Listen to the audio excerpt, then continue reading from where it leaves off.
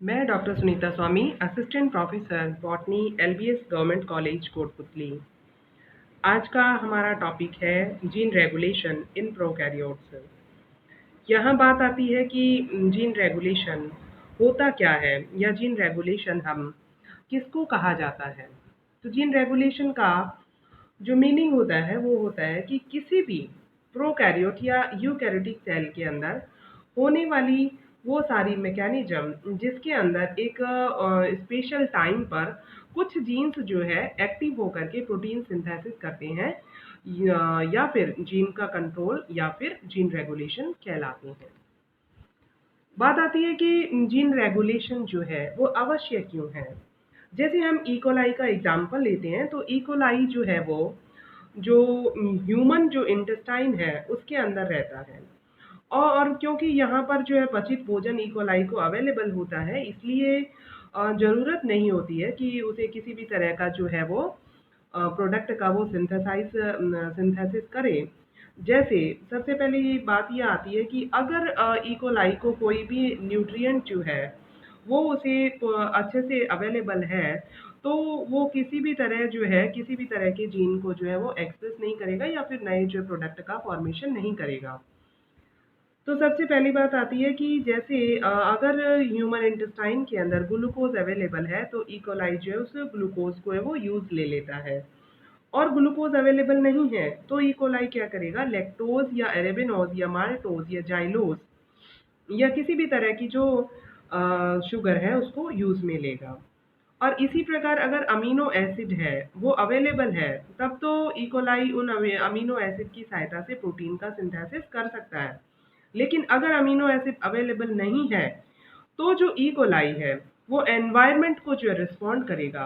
और जैसे ही वो एनवायरनमेंट को रिस्पॉन्ड करता है इकोलाई, तो क्या होगा कि जो इकोलाई की जो बायोकेमिकल बायोकेमिस्ट्री जो है उसके अंदर चेंज आ जाएगा। और इसे क्या बोला जाता है कि एनवायरनमेंट के साथ में उसकी जो बायोकेमिस्ट्री है उसके अंदर चेंज आ जाना। और जैसे ही उसके अंदर चेंज आता है तो क्या होता है कि वो ज़्यादा एनर्जी को कंज्यूम करता है। ज़्यादा एनर्जी को कंज्यूम करता है तो उसके लिए सीधी सी बात ये आती है कि वो क्या करता है कि कुछ विशेष प्रकार के जो जीन्स हैं उनको वो रेगुलेट करता है। और वो रेगुलेट करके वो क्या करता है कि कुछ प्रोटीन का जो है वो सिंथेसिस करता है। और सिंथेसिस करके और जेनेटिक जो इंफॉर्मेशन है उसको एक्सप्रेस कर पाता है।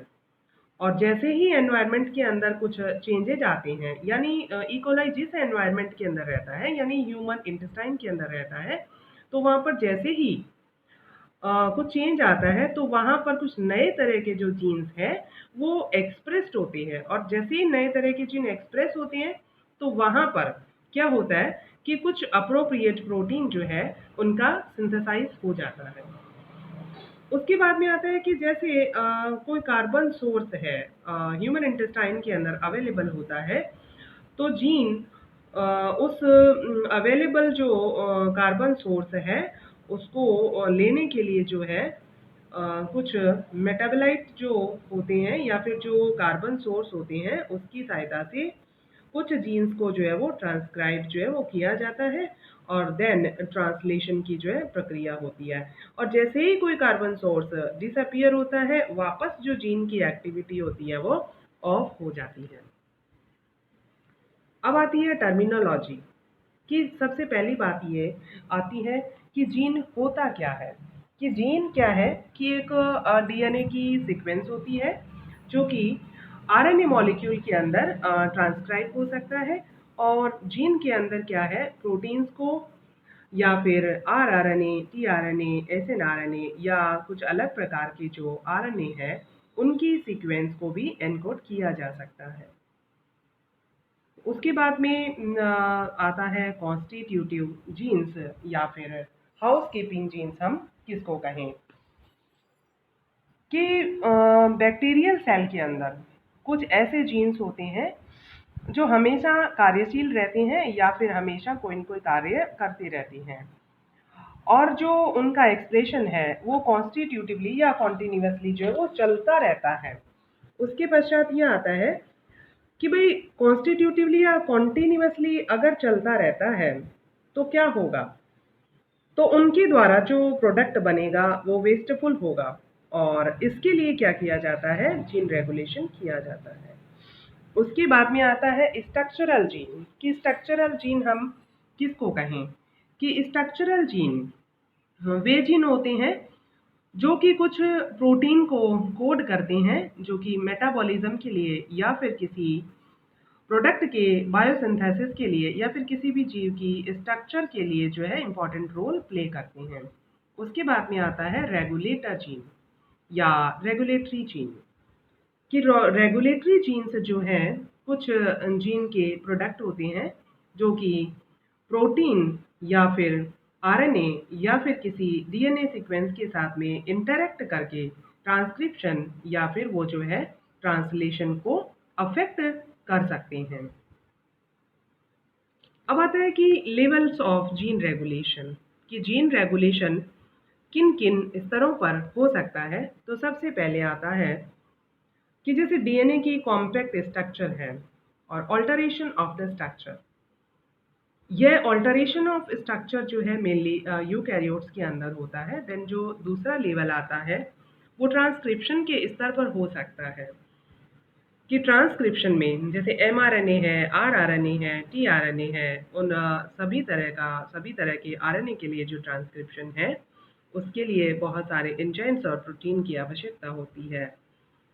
फिर आता है जो लेवल आता है वो एमआरएनए प्रोसेसिंग, यानी यूकैरियोट्स के अंदर ये प्रक्रिया होती है जहाँ पे एमआरएनए की प्रोसेसिंग करनी पड़ती है, यानी उसमें से कुछ एक्सॉन्स और इंटरॉन्स को वो रिमूव करना पड़ता है। नेक्स्ट लेवल आता है कि आरएनए स्टेबिलिटी, यानी जो एमआरएनए प्रोड्यूस हुआ है ट्रांसक्रिप्शन के द्वारा, केवल वो एमआरएनए ही सीधा का सीधा ट्रांसलेशन में यूज में नहीं आ सकता है, उसे स्टेबल बनाया जाता है ट्रांसलेशन के लिए। उसके पश्चात जो लेवल आते हैं वो है पोस्ट ट्रांसलेशनल मॉडिफिकेशन, या फिर जो मतलब मॉडिफाई जो प्रोटीन है उसे एक्टिव फॉर्म के अंदर जो है वो बदला जाता है। उसके बाद में आता है कि ऑपेरॉन क्या होता है, कि जो बैक्टीरिया है या फिर जो इकोलाई है उसके अंदर जो जीन रेगुलेशन है उसका जो मेथड है उसके अंदर बताया गया कि ऑपेरॉन मॉडल को जो है वो प्रीफर किया गया है। कि वास्तव में ऑपेरॉन क्या होता है, कि ऑपेरॉन कुछ स्ट्रक्चरल जीन्स और कुछ अन्य सीक्वेंसेस का ग्रुप होता है जो कि ट्रांसक्रिप्शन को कंट्रोल करता है। तो सबसे पहले यहाँ जो ऑपेरॉन है उस ऑपेरॉन के अंदर जो स्ट्रक्चरल जीन दिखाए गए हैं वो है जीन ए, जीन बी और जीन सी।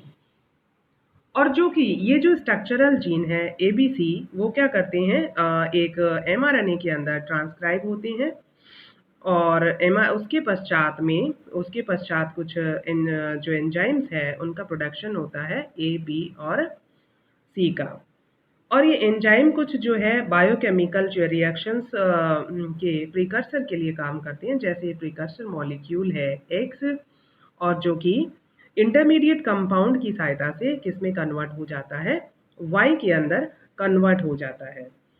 और ये जो स्ट्रक्चरल जीन है एबीसी उनका जो कंट्रोल किया जाता है स्ट्रक्चरल जीन के अपस्ट्रीम डायरेक्शन के अंदर एक सीक्वेंस होती है जिसे बोला जाता है प्रमोटर सीक्वेंस। उस प्रमोटर के द्वारा जो है इन स्ट्रक्चरल जीन जो है उनको कंट्रोल किया जाता है, और प्रमोटर वो जगह होती है जहाँ पर आरएनए पॉलीमरेज जो है बंधता है। उसके बाद में आता है रेगुलेटर जीन, कि रेगुलेटर जीन क्या होता होगा, कि रेगुलेटर जीन जो है वो ट्रांसक्रिप्शन को कंट्रोल करने में हेल्प करता है। कि वैसे सीधी सी बात है कि ये ऑपेरॉन की स्ट्रक्चर में इसका कोई रोल नहीं है, लेकिन ये ट्रांसक्रिप्शन को कंट्रोल करने में हेल्प करता है। तो इस रेगुलेटर प्रोटीन का खुद का एक जो रेगुलेटर जीन है उसका खुद का एक प्रमोटर होता है, एक रेगुलेटर होता है, और जिसकी सहायता से ट्रांसक्रिप्शन होता है और एमआरएनए के द्वारा जो है ट्रांसलेशन होकर के रेगुलेटर प्रोटीन का सिंथेसिस होता है। अब ये जो रेगुलेटर प्रोटीन है ये ऑपरेटर के साथ में ऐड हो जाती है। अब ऑपरेटर क्या चीज़ होता है, कि ये वो सीक्वेंस होती है जो स्ट्रक्चरल जीन से अपस्ट्रीम डायरेक्शन में और प्रमोटर से डाउनस्ट्रीम डायरेक्शन में जहाँ पर एक रेगुलेटर जो प्रोटीन है वो ऐड हो जाती है, इस जगह को नाम दे दिया जाता है ऑपरेटर। और ये जो ऑपरेटर है क्या करता है वास्तव में कुछ स्ट्रक्चरल जीन के 5' एंड को और प्रमोटर जीन के जो है वो 3' एंड को कई बार जो है ओवरलैप कर लेता है। और ये इस तरह से ऑपेरॉन की स्ट्रक्चर है कि भाई ऑपेरॉन कितने प्रकार के हो सकते हैं कि ऑपेरॉन इंड्यूसिबल हो सकते हैं और रिप्रेसिबल हो सकते हैं। और ये किस तरह से जीन रेगुलेशन में काम करते हैं, ये नेगेटिवली और पॉजिटिवली जो है जीन रेगुलेशन में कंट्रोल का कार्य करते हैं। कि सबसे पहले आता है नेगेटिव कंट्रोल, हम किसको कहें, जिसके अंदर जो रेगुलेटरी प्रोटीन होती है वो एक रिप्रेसर होती है और वो स्ट्रक्चरल जीन के साथ में बाइंड होकर के और ट्रांसक्रिप्शन को रोक देती है या इनहिबिट कर देती है। वहीं पॉजिटिव कंट्रोल के अंदर जो रेगुलेटरी प्रोटीन है वो एक एक्टिवेटर होती है जो कि ट्रांसक्रिप्शन को स्टिमुलेट करती है। अब ऑपेरॉन जैसे इंड्यूसिबल ऑपेरॉन है। इंड्यूसिबल ऑपेरॉन में क्या होता है कि ट्रांसक्रिप्शन तो नॉर्मली ऑफ होता है, लेकिन जैसे ही कोई इंड्यूसर जो है मिला दिया जाता है तो वो ट्रांसक्रिप्शन को ऑन कर देता है। और रिप्रेसिबल ऑपेरॉन के अंदर क्या होता है कि नॉर्मली ट्रांसक्रिप्शन जो है वो ऑन होता है, लेकिन जैसे ही रिप्रेसर प्रोटीन को मिला दिया जाता है, रिप्रेसर को मिला दिया जाता है, तो क्या होता है कि जो ट्रांसक्रिप्शन है वो रुक जाता है।